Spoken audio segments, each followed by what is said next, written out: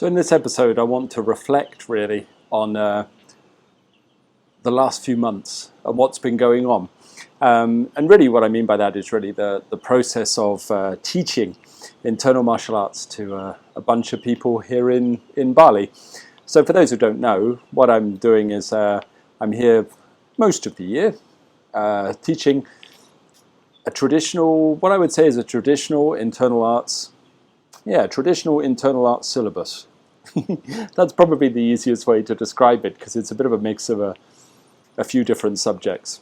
And what I'm doing is I'm teaching that syllabus essentially to a group of people that are staying for a number of years in Bali.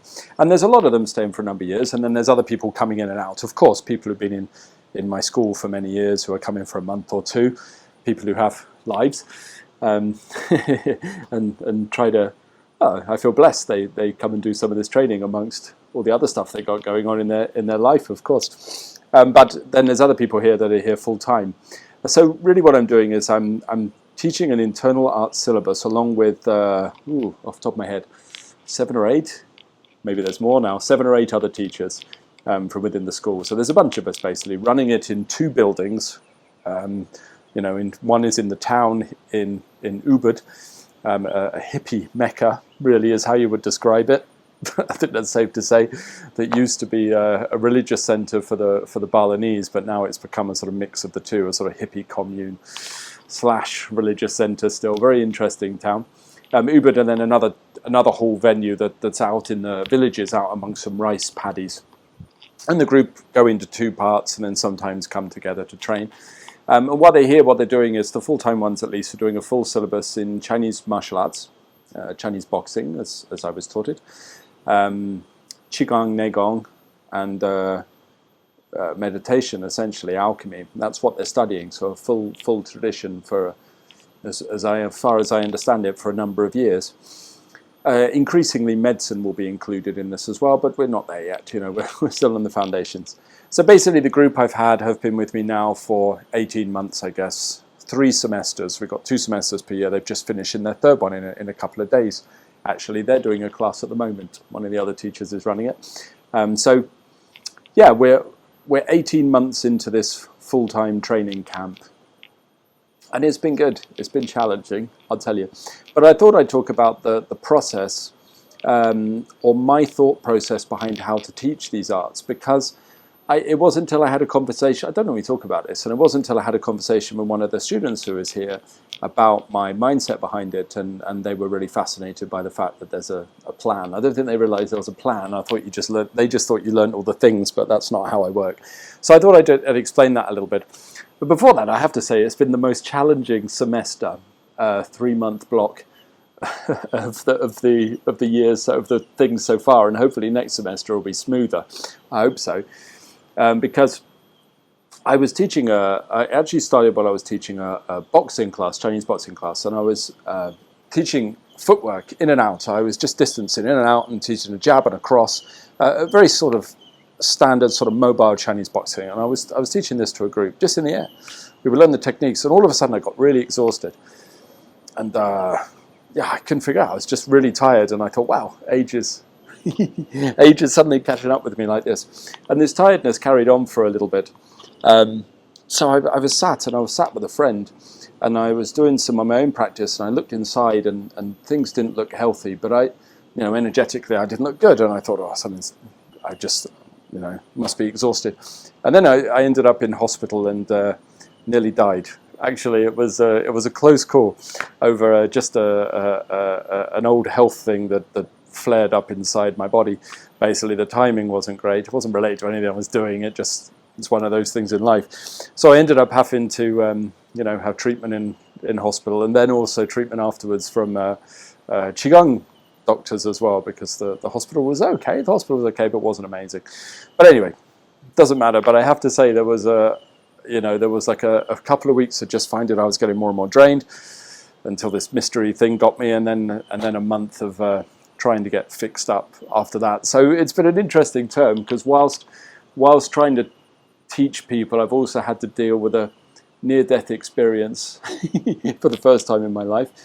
You know, to the point where I was thinking, oh, I need to sort out my will because I haven't done that and stuff. And then, you know, getting my health back on track. And I feel great now. I feel a little bit woozy, but that woozy's left over from the Qigong treatments actually more than it is from the sickness. But, you know, just I'm an incredibly healthy person, but these things happen in life. It was a one-off thing, but I thought it was really interesting. It's hit me right smack bang in the middle of one of the semesters. So trying to balance teaching the school and balancing my own health was quite a task. But back on track now, all good. But I have to say that the teachers did a fantastic job, and I'm ever so grateful for them because they picked up the slack, certainly while I had to take some time off and get myself fixed up. So if any of the students who are here this semester are watching, I apologise for a little bit of my absence for a week or so there while I had to get myself sorted, but normal service shall resume.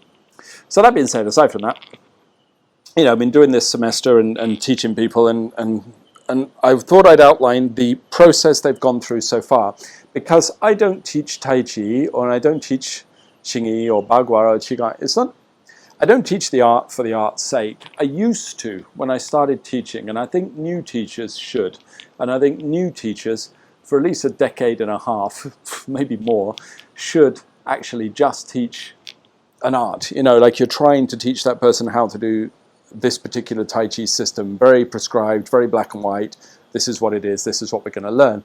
And I used to be like that for a long time. But then as I've got more into teaching and progress deeper into it, now actually I'm more interested in what I can teach people as a process to enable them to grow. So a kind of self-development slash spiritual path, if you want, even though I have a very strict definition of what a spiritual path is, but it's a very personal development path. And in this way, instead of like teaching somebody Tai Chi, what I do is Tai Chi becomes the tool that we use to transform the person, transform their body, transform their mind, or at least allow them to use it to transform themselves emotionally and make themselves more capable and enjoy life better. That's essentially the aim. So it means in that way that whilst I still teach very traditionally, in the sense of the exercises are very prescribed, as this is what was taught within the Yang family, within this particular lineage, or in the Qigong or whatever, it's like we're using those things as tools to transform the person rather than learning the arts for the art's sake. And once I start to take that look at it, that sort of view of the training, then of course it changes how you teach, because it means that you have a variety of tools at your disposal, and you have to be using them in the correct sequence and in the correct way, or as best you can, to help somebody grow as they need to. So essentially what this means is, when I planned the training, what I do was, for the longer term students, is I plan a kind of series of markers that I want them to hit. And then I use a mixture of the tools to hit those markers.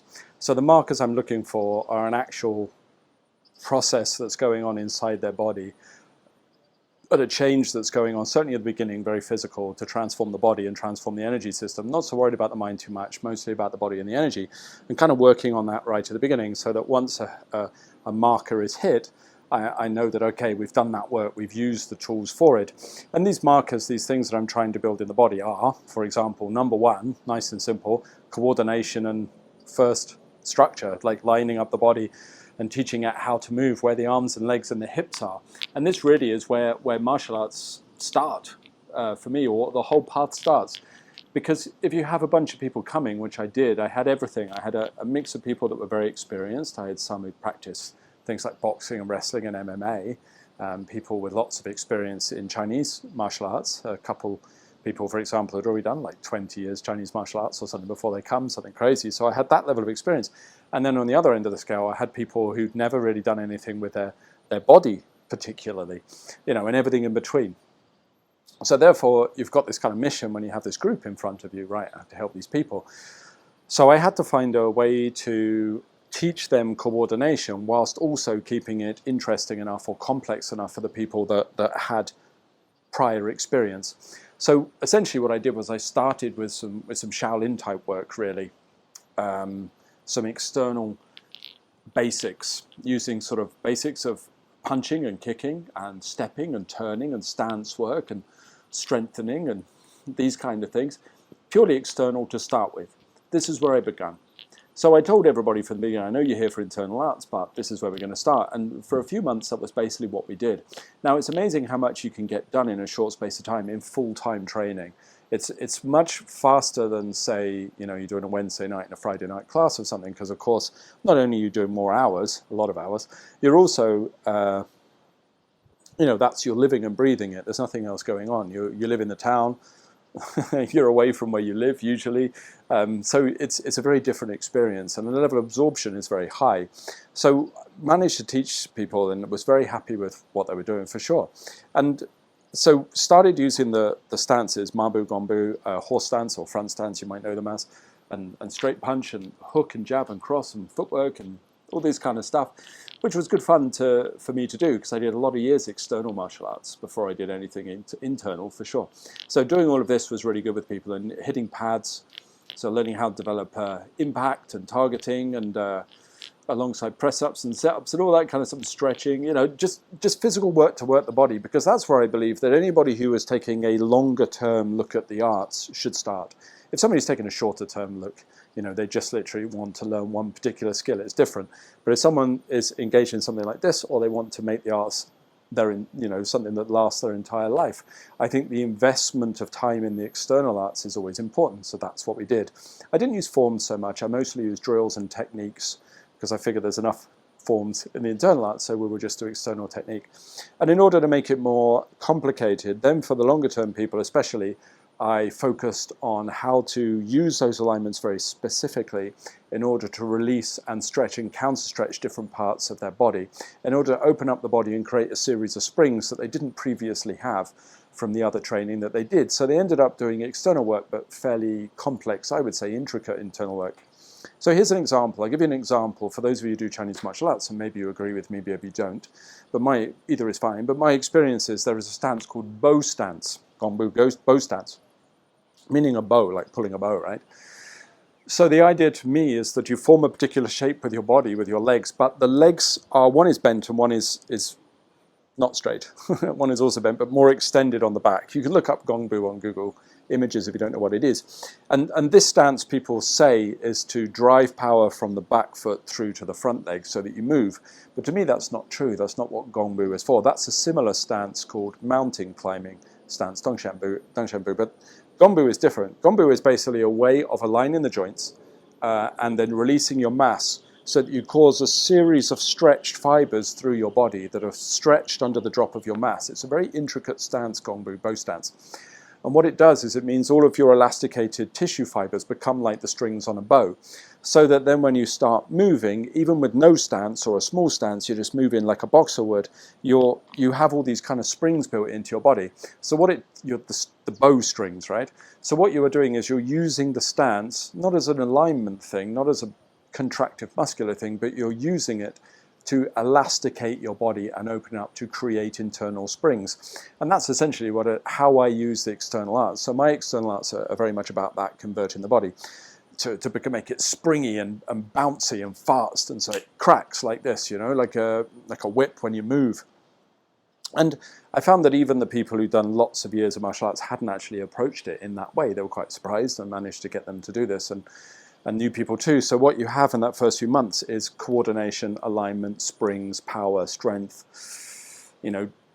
accuracy, learning how to punch. It's amazing how many people are uncomfortable with the idea of throwing a punch, and there's almost a nervousness around it psychologically. And then once they do it a bit, and it was really interesting, like they're fine with it, and it was interesting seeing the ones who were actually really nervous. First time they hit a pad, and they realized that they could develop this kind of power could come out of them. You could see something light up, and I wouldn't say it made them violent, definitely not. They're not violent people, the people here. But there was a confidence that came out in a lot of the people once they felt their own power being emitted into a pad. Because previously they may have hit a pad before, but it was weak. Now when you line them up and show them how to use their body and how to build these springs, all of a sudden, oh, right, I can do this. And then, boom, there's your foundation really built.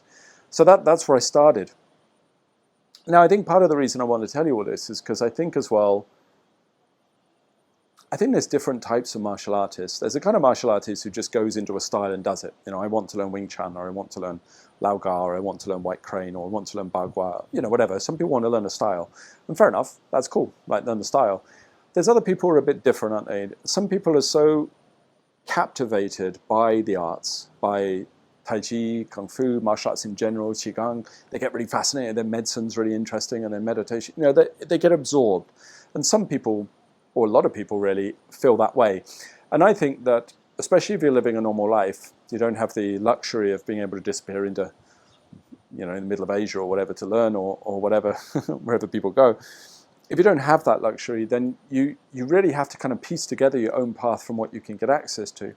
So what I mean by this is very similar to what I did when I was younger, before I could travel, before I had the money or the age to safely travel on my own, was I kind of went through this path myself. So I had external martial arts training when I was younger, which was very high quality actually. And it was from my father originally, who went in Japanese arts and then into Chinese Gong Fu styles afterwards, as well as a load of other Japanese arts, Kendo, Iaido, other kinds of stuff. But I was very lucky that it was particularly skilled. I found very good teachers of the external arts. So what I did was I built many of these springs and the coordination and the power and the strength and everything into myself, or the teachers helped me and they did it for me, whatever, at an early stage, so that this stage was already done by the time I encountered the internal arts. And I think that's really important. I know there's an argument for external arts being counter to the internal arts, but it really depends how you do it. So if, for example, we are using Gongbu, just that simple stance, bow stance, as an example, you can do it as a contractive, tensile leg posture, leg position, and yes, that is a bit counter to the internal arts. Or you can learn it so that it is building the bow, the springs inside your body to make you faster and more cracky when you move.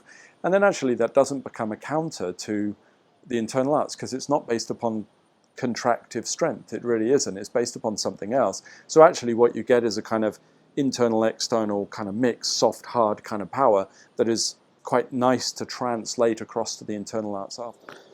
Then, of course, there's the other interesting facet to this is, and I'm certainly not moaning, I don't mind. Hope you don't think I'm moaning. I wasn't moaning about being sick and nearly dying either. It's just life, isn't it? Part of it.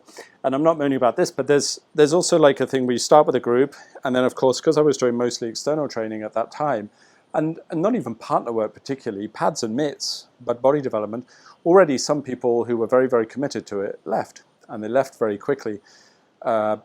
In annoyance as well. I mean, that's the funny thing, when people leave, they can't just go, this isn't for me. They have to create some kind of drama or some kind of argument. And I never understood it. Because if I was involved in a program, or if I've been somewhere, sometimes it hasn't been for me. And I've just said to the person, this isn't what I'm looking for right now. And I say, and the person, is normally fine with that. And then you leave on good terms. But some people can't do that, like especially younger people. Older people can. Older people can just say this isn't right for me. And I'm cool. I wish them all the best. Younger people can't, younger men especially, because there's a thing inside their ego within young men, and I see it all the time, more young men than young women, is that they can't possibly accept that something just wasn't right for them, because there's also there's almost like a part inside of them where it's like they feel a bit of a failure, like they couldn't do it.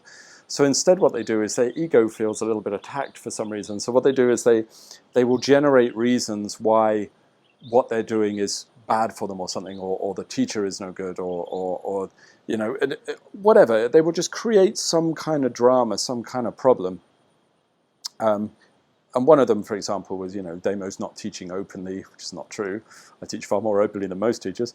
And whatever, the training is dangerous was another one because of the stretching, I think they were bothered by. I don't know, whatever. People will come up with something and they'll create this whole drama.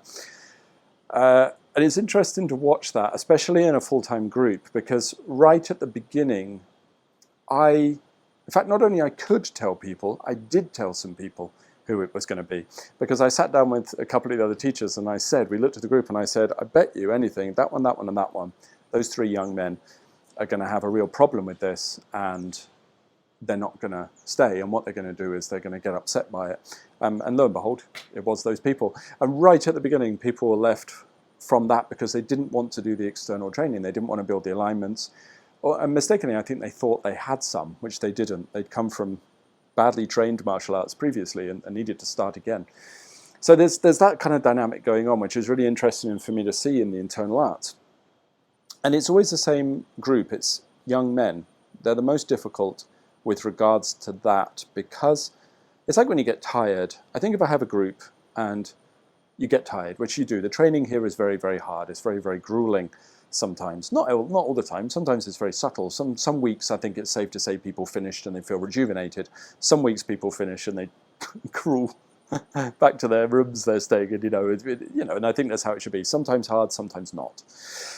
And you can see it when everyone gets tired. It's really interesting to watch, because if you have 4 groups, young women, older women, shouldn't say women, that's insulting, as in younger and older women, and then younger and older men, say.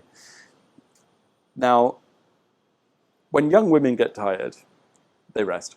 And I will go to them and I'll tell them, look, you look tired, go for a rest. And there's no problem. They will just rest. And I will say to them, no, honestly, you look a bit drained, go rest. And I'm big on that. I think people should rest when they get to that point where they're fatigued. It's like, go and rest, especially maybe people who weren't that fit before they came here, because I don't believe in torturing people to that extent. As long as people have put some effort in and they pushed a bit, then afterwards rest. So I'll make people go for a drink or go for a walk, or sometimes just stay at home for a day and get their energy back. I think that's all well and good. So younger women, fine, they will just accept it and go and do it. Older women, no problem at all. Again, they will just do it. They will go and rest. Older men, fine. Again, they will often look relieved. He'll tell them, you might want to take a rest for the afternoon. And they're grateful, because they could just go sit and have a coffee somewhere in the town or something, which is a very pleasant thing to do. Young men, that's a very different thing, because when you tell the young men you're tired, you can see it hits them. Like that machismo somewhere inside them, that ego gets hit a little bit, and they feel challenged or they feel upset. It's like they feel less because they're tired, or they feel less of a person because they're tired, which is weird, because everybody gets tired. Since some of the fittest people here look tired sometimes. That's life. There's one guy I'm thinking of here. There's a few, actually. You've got a guy, Jackson from Australia, Roman, and Gael. There's a few that are very, very fit. And I've still seen them look tired. So, it's no big deal. Everybody gets tired. But you'll say sometimes to young guys, go and rest. And you can see it flare up in them like an anger. There's like a rage. And when I see that, that's when I know the problem's going to come. Because rather than admit that maybe they were tired and that the training was difficult, they have to instead, like I say, create some kind of argument in their head, like, I didn't quit because I went to rest for a day because I was tired. I went to rest a day because I couldn't take any more of this. You know what I mean? It's like, it's a weird thing, but it's normal.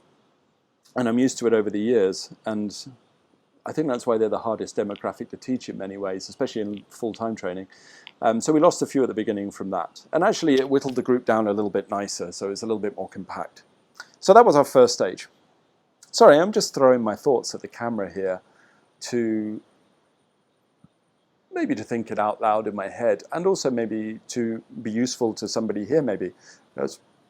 Maybe some of my thought processes might reflect something that's useful to you in a class or in your own training. So then the next stage, after getting everyone coordinated and capable, and of course during that time you teach people how to breathe and how to move and all that kind of stuff, they start to learn a bit of a Tai Chi form and what have you. Then the next stage after that really is to give them some Qi. That's the first step. And this is an interesting one, because it's also when a lot of people encounter whether really, whether they're really going to accept the existence of Qi, or whether they even knew it was a thing in the first place. Because my first step after that is, okay, now we know where our bodies are, we need a Dan Tian. Because if we're going to do the internal arts, then we are going to require a center for the energy. Now I know whenever I say Dan Tian, there's always 2 or 3 people that pick hairs, split hairs, not pick hairs, isn't it? Whatever. Split hairs underneath this in the comments, and they will say, well, actually, I think you'll find that it's only a Dan Tian in Neidan. Yes, I'm aware, okay, because I'm not an idiot. I am simply talking about the beginning of the gathering and the storehouse of Qi inside the abdomen. That's it. Build up of Qi in a most literal sense within the abdominal space, but for simplicity's sake, and to upset you dorks, nerds, I will call it the Dan Tian. Okay, just like they do in the martial arts, and just like they do in Qigong, and just like they do in all the other arts. So we will build this field of energy, this Dan Tian, inside the abdominal space. So hit that for a while, and especially the second term of the first year was very Qigong heavy. Even the martial arts group, the ones who are here specifically for martial arts, very Qigong heavy to at least get the Dan Tian consolidated. And I can safely say, in 100% of cases, the Dan Tian was consolidated and the Dan Tian was formed.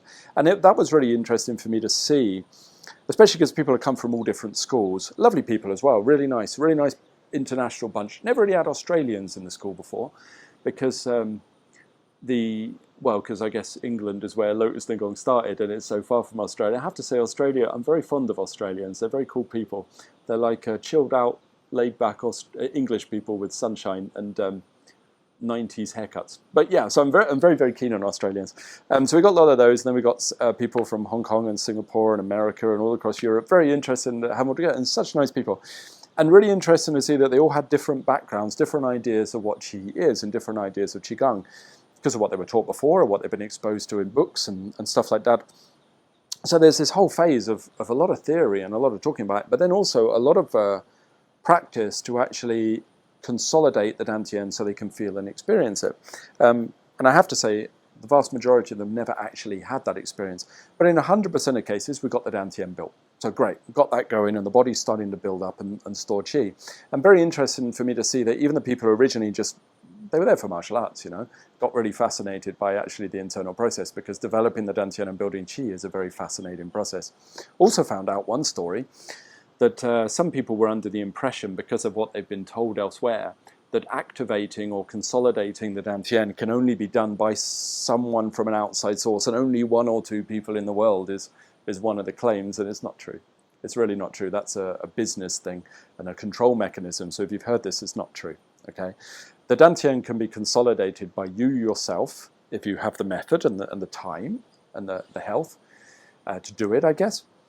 And if you can't, then you normally can almost do it, to be honest. And then there are a number of people that can assist you to build it, including most of the teachers in Lotus de Gong, but also teachers in other schools as well. I mean, I know for a fact I've seen my friend Adam Meister, consolidate someone's Dan Tian, and many teachers within my school and many other.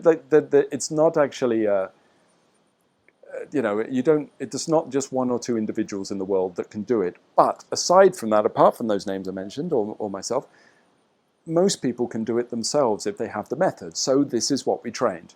And we trained it from people from all different schools, and 100% of people, Dan Tian is consolidated and begun. And sometimes people have a few little health things, that just need taking care of, and that's a bit of a Chinese medical thing.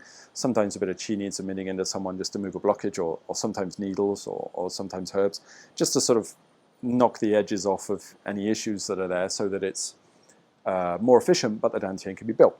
So did all that, okay? Did that for a while. So that was our second stage. So now what we have is coordination, consolidation, power, ability to move, ability to spring, to bounce, as well as to root, and all that stuff. And then starting to build the Dan Tian in the sense and gather the energy in the body so that it starts to wake up internally, because the internal arts are based upon the existence of Qi and a Dan Tian. Hair splitters, you can do what you like with that phrase. The Dan Tian and the Qi within the body, because that's what starts to mobilize everything inside. Without the Qi, without the Dan Tian, then it's not really internal arts. So we did all that. At the same time, people start to learn a Tai Chi form that is going to be the foundation of the sequences that we use. So the Huan Xinjian 37 form that most people will be familiar with, similar to Chen Manqing's, because Huan Xinjian was taught by Chen Manqing. So started to learn that, to learn how to open the body and sink and release. Now, that form, Chen Manqing or Huan Xinjian's, is quite controversial in Yang style, because most Yang stylists who don't do Chen Manqing or Huan Xinjian style, that particular system, the 37 form, don't like it. They say it's a deviant form or bastardized or stripped down or something. And it might surprise you to think I actually agree in some ways. What I think the 37 form is, the Yang 37 form from the Huang system, which is what I share with people at the beginning. Again, same as my friend Adam, that's why he does it. We both use it as we have slightly different interpretations of the form. But that's normal between teachers, but we both use it as an entry-level form. And I think the reason is because, I don't think it's bastardized, I think that it it correctly focuses on very specific aspects of Yang style Tai Chi. So I think on its own, it doesn't really give you a complete Yang style system, a complete Tai Chi system. I don't think so, actually. I think it really emphasizes 2 or 3 core qualities that are very important for Tai Chi practitioners, which is why it makes it such an entry-level form. It's so good, because it really focuses on the opening and the stretching and the springiness of the body, and really enables you create space and mobilize the insides very, very effectively, because it's kind of specialized in that. What it doesn't do is actually develop a lot of the jins, in my opinion, and it doesn't fill the body, in my opinion, or it's not the most efficient tool to do that. But that's okay, because we don't need that at the beginning. So we've done lots of this work basically with the forms. So now you've got students who have coordination, strength, whatever, or at least know how to develop it. Whether they keep it up, that's up to them. You know, and then developing the Dan Tian and getting the Qi to form through their Qigong practice, and then developing a Tai Chi form to learn coordination and how to move, which is opening the body to create space inside. Now the next step is really what I've been working on a lot, which is mobilizing the insides. So this is where the students had to trust me, and thankfully most of them did. And again, at this stage, a couple left again because it wasn't what they were expecting. And I think the ones who wanted to learn lots of forms, they thought they'd be on form 35 by now, were a bit disappointed, but we're not a wushu school, and we're going through a process of changing the body. So therefore, what we started to do was learn how to mobilize the insides, meaning that the insides move more than the outsides, meaning that the contractive muscle learns to grow stiller, more still, and then the insides or the tissues start to mobilize and the cavities start to rotate. So it's like a load of chambers appearing on the inside of the body, and stretches and weird manipulation of the body from the inside out, which is very specific to the internal arts, especially Tai Chi, Xingyi, Bagua, and not as widespread as you might think. Considering how many people do Tai Chi, I mean, nobody does Xingyi or Bagua hardly, do they? It's like a tiny percentage, but so many people do Tai Chi. But despite the vast number of people who do Tai Chi, there's a shockingly small number of people that actually mobilize the insides of their body. So this is where the trust had to come in from the people learning under me, because mobilizing the inside of the body is not always what you think. You know, it's not like if I just do the form lots of times it'll appear there. Really, you have to start to study a couple of things. One, standing. And learning how to stand is very important. If you don't do standing practice in Tai Chi, the chances of you having mobilized the insides of your body in the right way are very, very slim. And even then, the standing has to be done in a specific fashion. So there are some Tai Chi practitioners who say, don't stand still, keep moving, keep moving. Fair enough.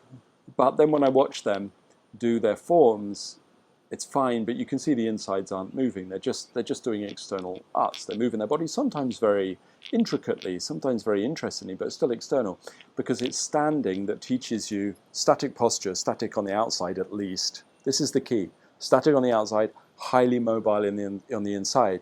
Teaches you to use the Qi, and in my case the Dan Tian, some people different methods, but in my case the Dan Tian and the Qi to mobilize the inside so that it moves to create the internal body. Okay, now this is part one, is standing. Second part is what I call stupid exercises. And the reason they're stupid is because they're movements that look dumb. So you might just be moving one little step with a movement of the hand or something like that, something really ridiculous. And they're kind of little movements that are broken down that teach your body how to move internally. So you're doing something you don't expect. You might just be stepping forward and raising one arm, stepping forward for hour after hour after hour. Now this is where the trust comes in, because if someone doesn't know me or has, and nobody has a reason to trust me who's training with me, you know, they might look at these exercises and think this is ridiculous. And then I will tell them, yes, that's why we call them stupid exercises. But because they're not obviously martial, they're not obviously medical, they're not obviously spiritual, but they are designed to help your body open up. So we did a lot of these sort of stupid exercises, and combined this with the Qi, and combined it with the Tai Chi form, and combined it with standing, and got to the stage where I can say everybody has, to varying degrees of course, but everybody has internal movement, meaning that they understand what the internal body is. So now what I've got to, after this stage, which took a long time, was students who have coordination, strength, know how to do their body, you can throw a punch, stuff like that. Got Qi, got the Dan Tian, got that going, and then mobilize the inside of the body through essentially Tai Chi platforms, Tai Chi frameworks. So that's where we're up to at the end of the first year. Okay. Now we've just had another 3 months, and when I wasn't in hospital, being an idiot, then the next stage after that is to learn how to put power into the inside of the body, power onto the inside. So for this I switched tools and changed to Xingyi. So if you don't know what Xingyiquan is, or Xingyi, it's straight lines, straightish lines, a lot of marching up up and down doing a few techniques. I actually did a video on what Xingyi was recently on this channel or on the podcast channel. If you don't know what it is, if you want to know, but you can find out. But I basically use in Xingyi. And Xingyi is trained in 3 stages, and the first stage of it is all about power, okay?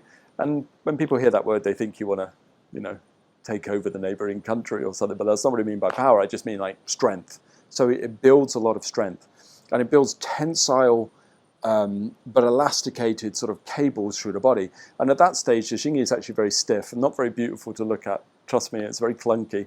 Just this clunky, stiff practice, mobilizing the insides in a very specific way.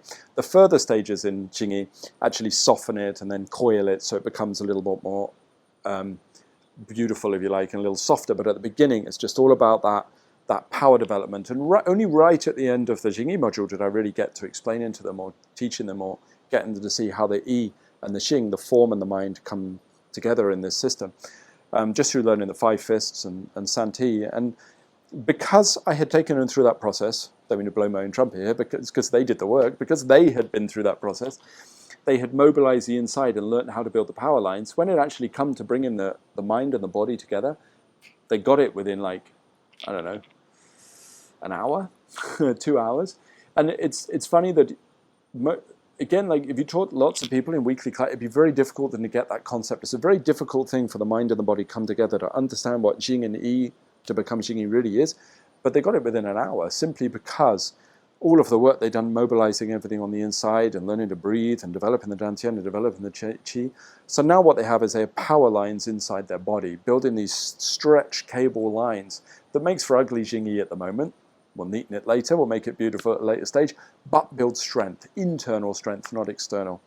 And that is pretty much where we're up to after a year and a half. And I don't think that's bad, because it means you've got capable, coordinated practitioners with Qi and a Dan Tian that know how to mobilize the inside and develop it so that it's building strength.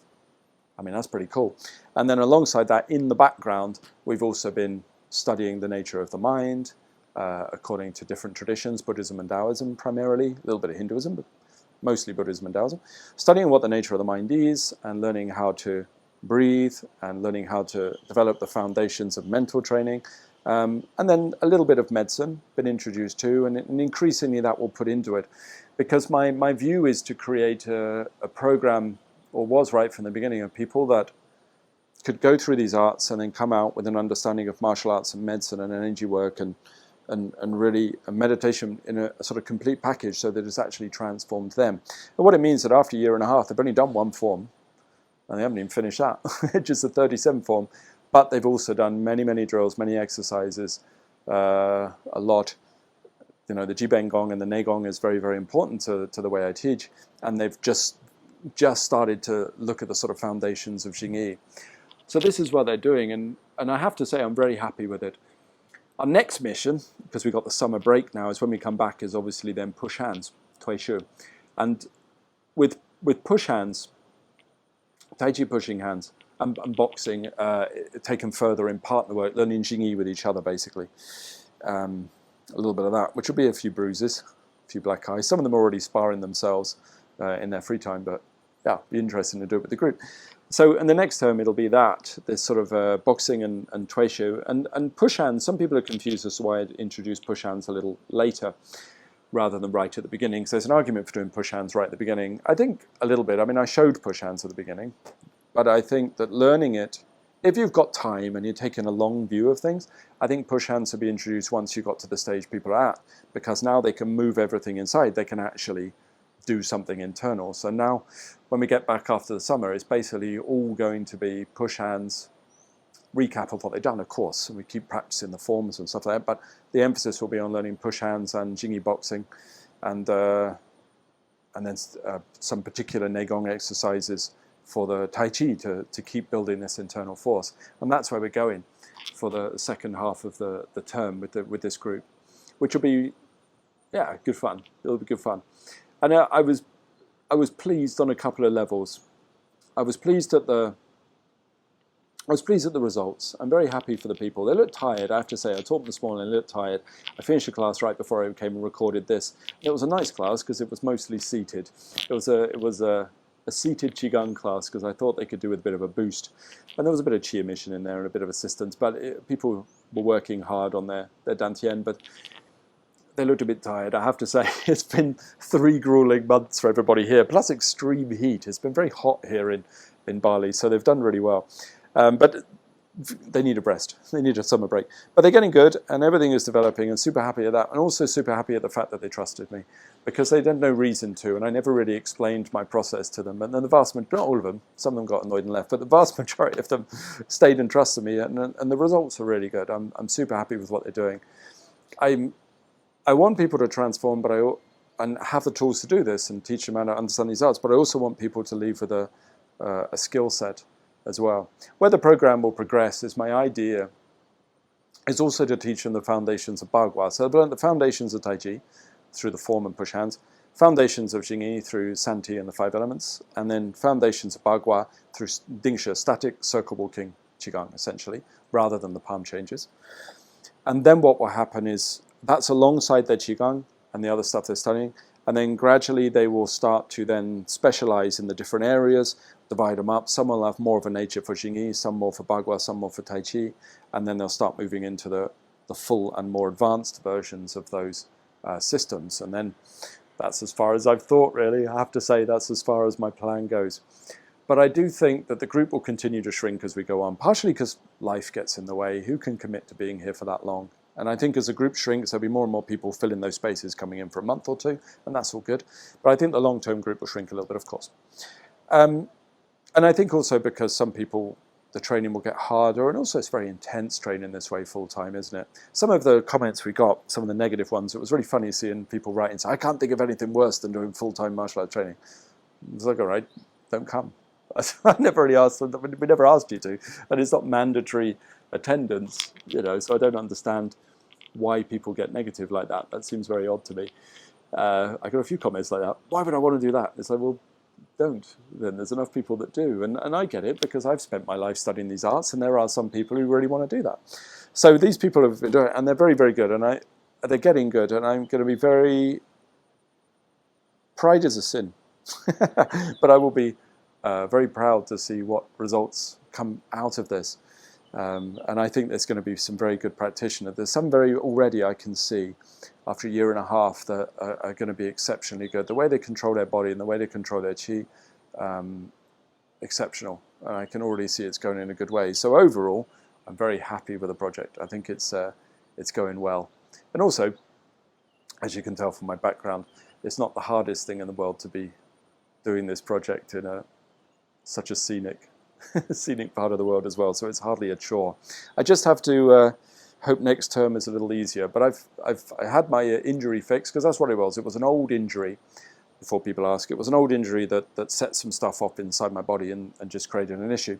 And the funny thing is, through Qigong, I was getting confused, because when I was self-diagnosing and looking inside, it was like patterns I didn't really recognize, and I was like, that's not right, that's not right. But it was a complicated thing that I couldn't really see, so I had to have assistance with the diagnosis. But at the same time, I was also typically male. I'm an old-fashioned male, so I thought the best way to cure it was bury my head in the sand and ignore it. And turns out that wasn't wrong. That wasn't right. That wasn't the right thing to do. Typical belligerent. It's funny, isn't it? You have patients, you have students. You're like, oh, go sort this, go sort this. Comes to yourself, you're like, ah, fuck it, carry on, whatever. Don't be a wuss. And I carried on for a while, but then collapsed. So it's been literally collapsed.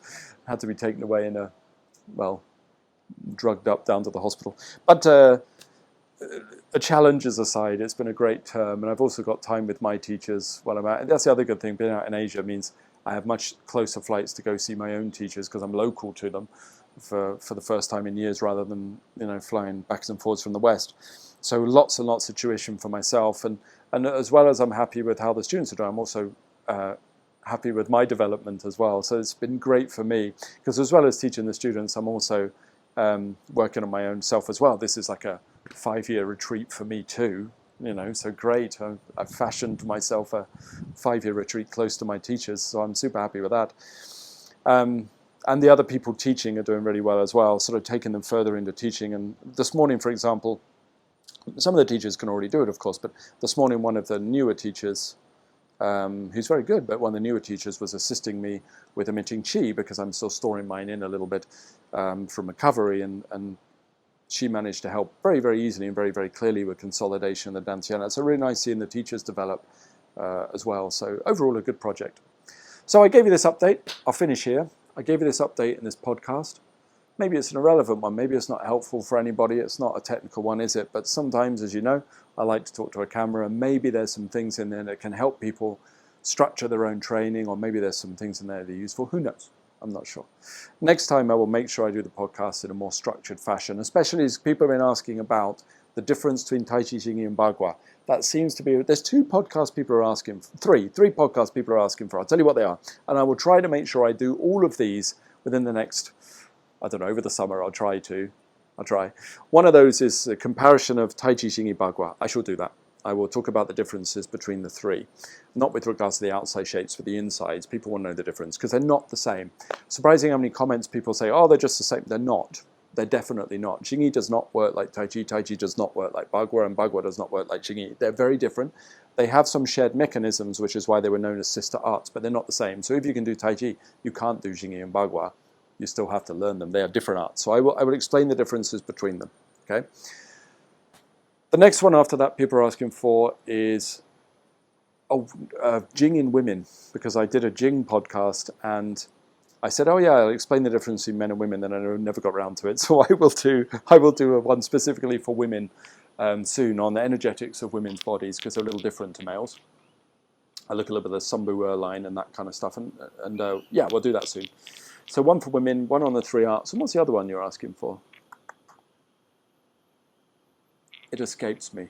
It escapes me, but I'll do it. There's a third one you were asking for. I will do these soon. So I will try to get these done, and I will make the next few a bit more technical. And I also have some other people I want to have a chat with online as well, because I think you'll find them interesting characters. So thank you very much.